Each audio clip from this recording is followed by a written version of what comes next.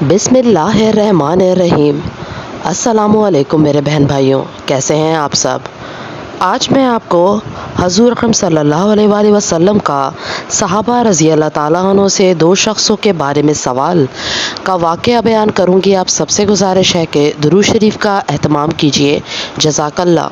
نبی اکرم صلی اللہ علیہ وآلہ وسلم کی خدمت میں کچھ لوگ حاضر تھے کہ ایک شخص سامنے سے گزرا۔ حضور اکرم صلی اللہ علیہ وآلہ وسلم نے دریافت فرمایا کہ تم لوگوں کو اس شخص کے بارے میں کیا رائے ہے؟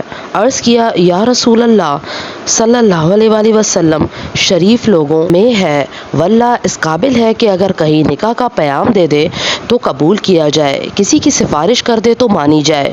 حضور اکرم صلی اللہ علیہ وآلہ وسلم سن کر خاموش ہو گئے۔ اس کے بعد ایک اور صاحب سامنے سے گزرے۔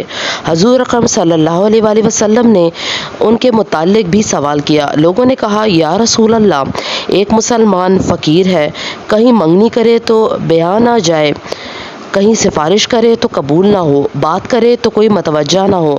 آپ صلی اللہ علیہ وآلہ وسلم نے ارشاد فرمایا کہ اس پہلے جیسوں سے اگر ساری دنیا بھر جائے تو ان سب سے یہ شخص بہتر ہے۔ مطلب یہ ہے کہ محض دنیاوی شرافت اللہ کے ہاں کچھ بھی وقت نہیں رکھتی۔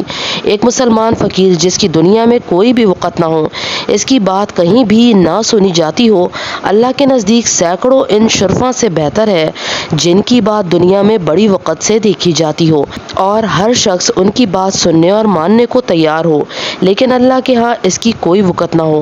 دنیا کا قیام ہی اللہ والوں کی برکت سے ہے۔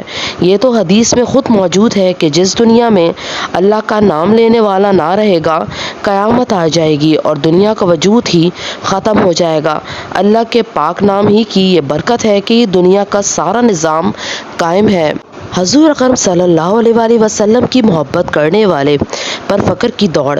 ایک صحابی رسول اکرم صلی اللہ علیہ وآلہ وسلم کی خدمت میں حاضر ہوئے اور عرض کیا کہ یا رسول اللہ، مجھے آپ صلی اللہ علیہ وآلہ وسلم سے محبت ہے۔ حضور اکرم صلی اللہ علیہ وسلم نے فرمایا، دیکھ کیا کہتا ہے۔ انہوں نے پھر یہی عرض کیا کہ مجھے آپ صلی اللہ علیہ وآلہ وسلم سے محبت ہے۔ حضور اکرم صلی اللہ علیہ وسلم نے پھر یہی ارشاد فرمایا۔ جب 3 مرتبہ یہ سوال و جواب ہوا تو حضور اکرم صلی اللہ علیہ وآلہ وسلم نے فرمایا کہ اگر تم اپنی بات میں سچے ہو تو فخر کے اوڑھنے بچھونے کے لیے تیار ہو جاؤ، اس لیے کہ مجھ سے محبت رکھنے والوں کی طرف فخر ایسے زور سے دوڑتا ہے جیسا کہ پانی کی رون چاند کی طرف دوڑتی ہے۔ یہی وجہ ہے کہ حضرات صحابہ کرام رضی اللہ تعالیٰ عنہ اجمعین تو اکثر فکر و فاقہ میں رہے ہیں۔ اکابر محدثین، اکابر صوفیہ، اکابر فقہا بھی تونگری میں زیادہ نہیں رہے۔ سبحان اللہ، صلی اللہ علیہ وآلہ وسلم۔